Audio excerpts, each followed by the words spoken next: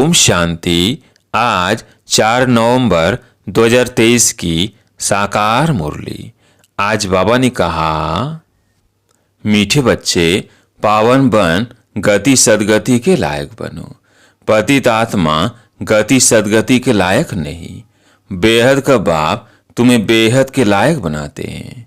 प्रश्न, पिता व्रता किसे कहेंगे? उसकी मुख्य निशानी सुनाओ। उत्तर, पिता व्रता वह है जो बाप की सीमत पर पूरा चलते हैं, अशरीरी बनने का अभ्यास करते हैं, अव्यभिचारी याद में रहते हैं। ऐसे सपूत बच्चे ही हर बात की धारणा कर सकेंगे। उनके ख्यालात सर्विस के प्रति सदा चलते रहेंगे। उनका बुद्धि रूपी वर्तन पवित्र होता जाता है। वह कभी भी फारकती नहीं दे सकते हैं। गीत है मुझको सहारा देने वाले। ओम शांति। बच्चे शुक्रिया मानते हैं नंबरवार पुरुषार्थ अनुसार। सब एक जैसे शुक्रिया नहीं मानते। जो अच्छे निश्चय बुद्धि होंगे और जो बाप की सर्विस पर दिल व जान सीख व प्रेम से उपस्थित हैं, वही अंदर में शुक्रिया मानते हैं। बाबा कमाल है आपकी। हम तो कुछ नहीं जानते थे, हम तो लायक नहीं थे आपसे मिलने के। सो तो बरोबर है, माया ने सबको नालायक बना दिया है। उनको पता ही नहीं है कि स्वर्ग का लायक कौन बनाता है और फिर नरक का लायक कौन बनाते हैं।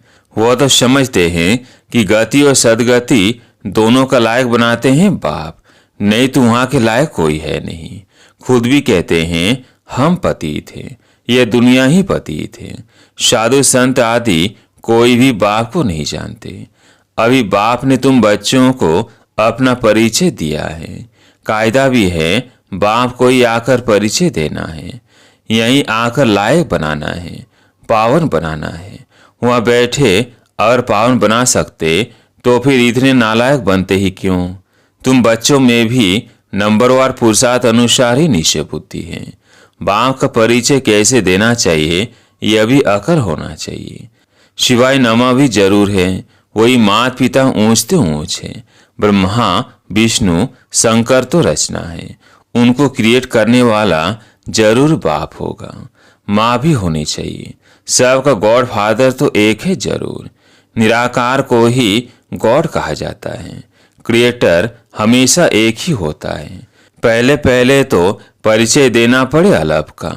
यह युक्ति युक्त परिचय कैसे दिया जाए वो अभी समझना है। भगवान ही ज्ञान का सागर है, उसने ही आकर राजयुग सिखाया। वो भगवान कौन है? पहले अलग की पहचान देनी है। बाप भी निराकार है, आत्मा भी निराकार है। वो निराकार बाप आकर बच्चों को वर्षा देते हैं। किसी के द्वारा तो समझाएंगे ना, नहीं तो राजाओं का राजा कैसे बनाया? सतयुगी राज्य किसने स्थापन किया? हेवन का रचयिता कौन है? जरूर हेवनली गॉड फादर ही होगा। वो निराकार होना चाहिए।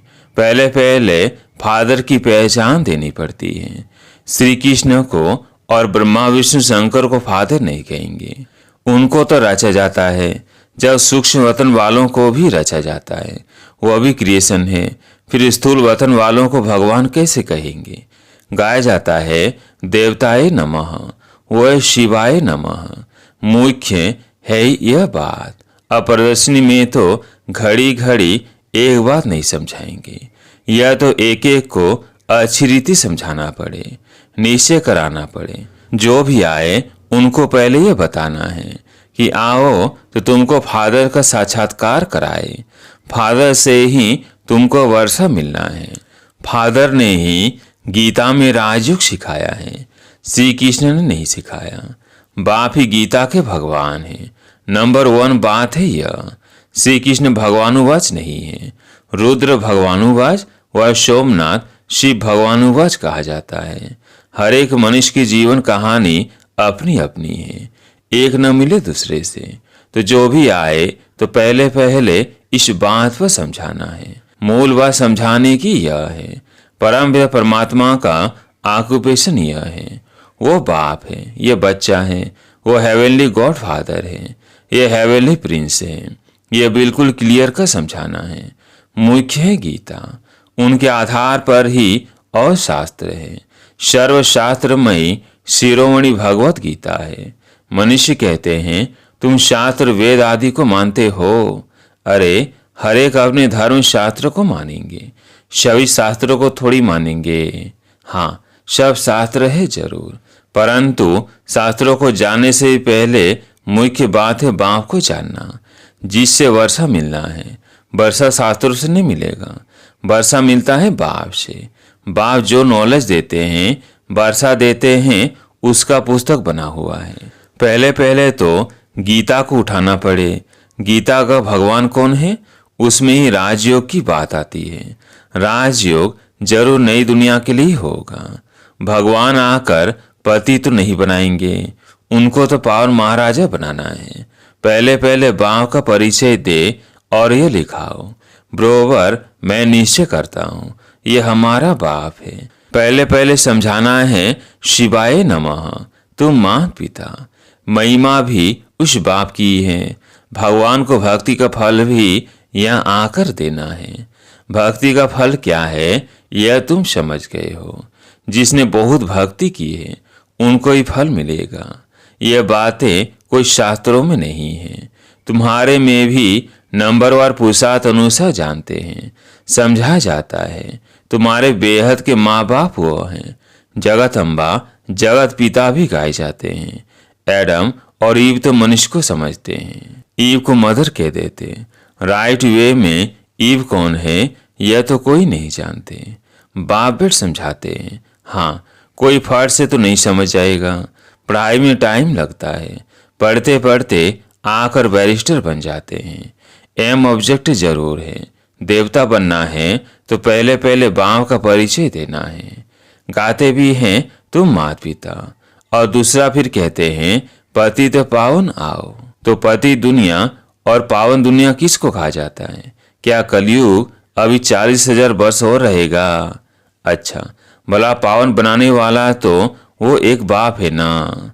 हेवन स्थापन करने वाला है गॉड फादर। श्री कृष्ण तो हो न सके, वह तो वर्षा लिया हुआ है।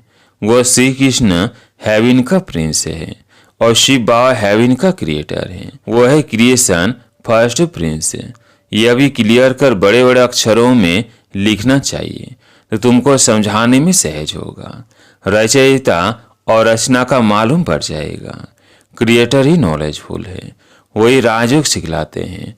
वो कोई राजा नहीं है, वो राजयोग सिखलाए राजाओं का राजा बनाते हैं। भगवान ने राजयोग सिखाया है, श्री कृष्ण ने राज्य पद पाया है, उसने ही गंवाया है, उसको ही फिर पाना है। चित्रों द्वारा बहुत अच्छा समझा जा सकता है। बाप का ऑक्यूपेशन जरूर चाहिए। श्री कृष्ण का नाम डालने से भारत कौड़ी जैसा बन गया है। शिव बाप को जानने से भारत हीरे जैसा बनता है।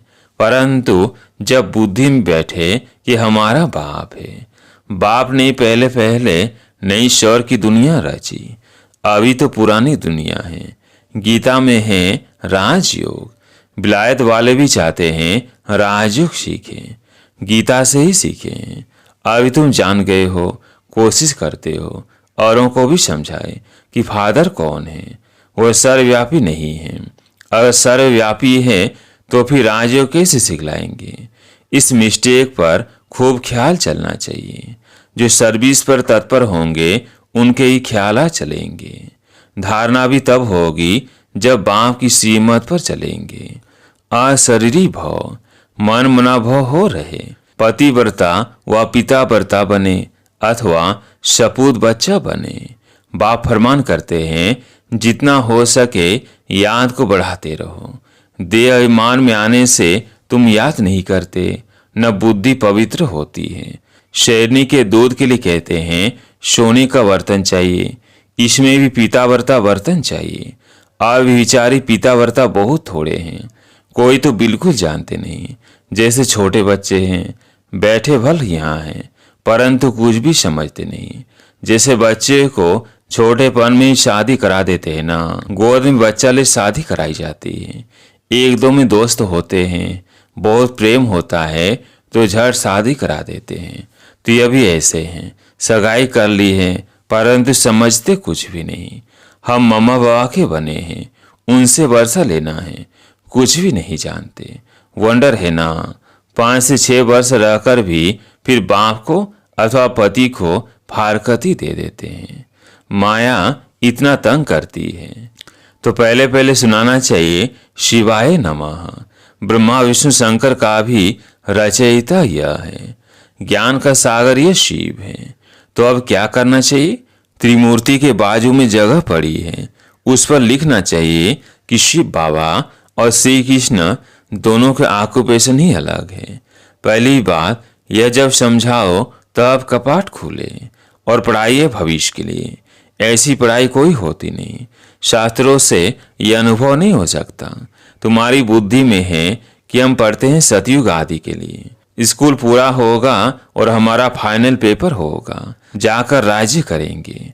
गीता सुनाने वाले ऐसी बातें समझा नहीं सकते। पहले तो बाप को जानना है, बाप से वर्षा लेना है। बाप ही त्रिकालदर्शी है और कोई मनुष्य दुनिया में त्रिकालदर्शी नहीं। वास्तव में जो पूज्य है वही फिर पुजारी बनते हैं। भक्ति भी तुमने की है और कोई नहीं जानते।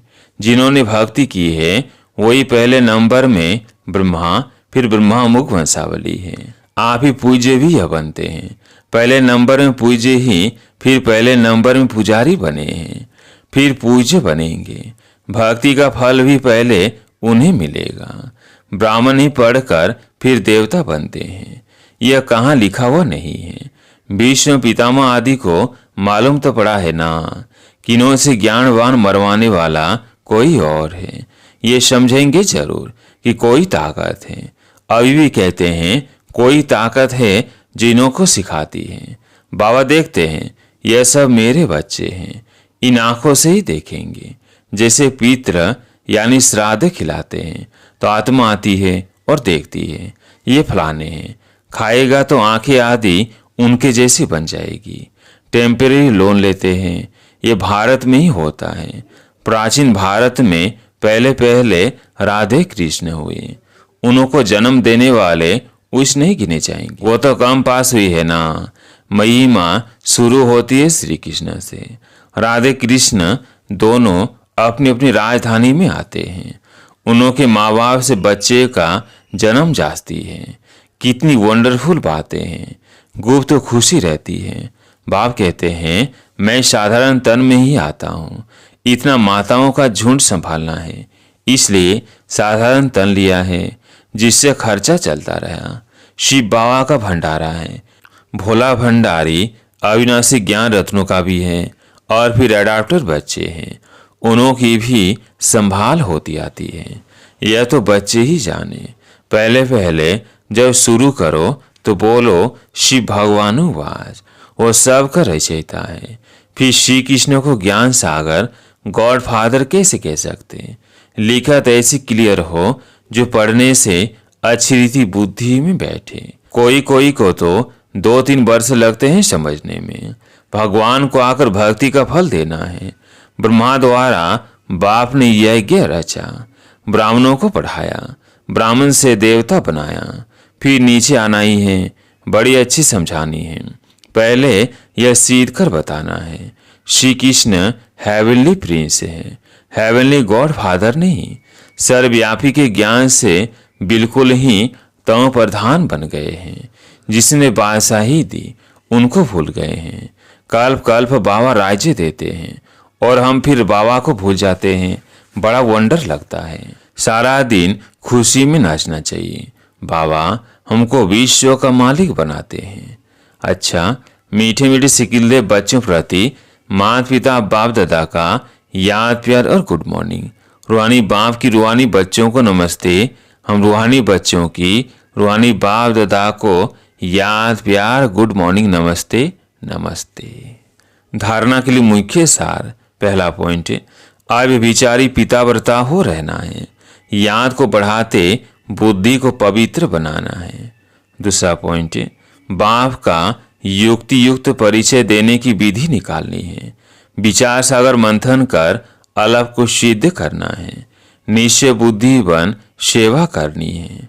आज प्यारे मीठे बाबा का वरदान, स्व परिवर्तन द्वारा विश्व परिवर्तन के निमित्त बनने वाले श्रेष्ठ सेवाधारी भव। स्वपरिवर्तन द्वारा विश्व परिवर्तन के निमित्त बनने वाले श्रेष्ठ सेवाधारी भव। आप बच्चों ने स्वपरिवर्तन से विश्व परिवर्तन करने का कॉन्ट्रैक्ट लिया है। स्वपरिवर्तन ही विश्व परिवर्तन का आधार है।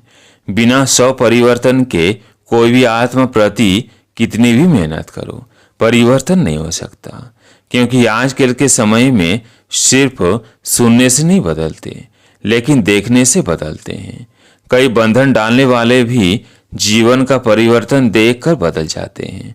तो करके दिखाना, बदल कर दिखाना ही श्रेष्ठ सेवाधारी बनना है। स्लोगन: समय, संकल्प और बोल की एनर्जी को वेस्ट से बेस्ट में चेंज कर दो तो शक्तिशाली बन जाएंगे। समय, संकल्प और बोल की एनर्जी को वेस्ट से बेस्ट में चेंज कर दो तो शक्तिशाली बन जाएंगे। अच्छा, ओम शांति।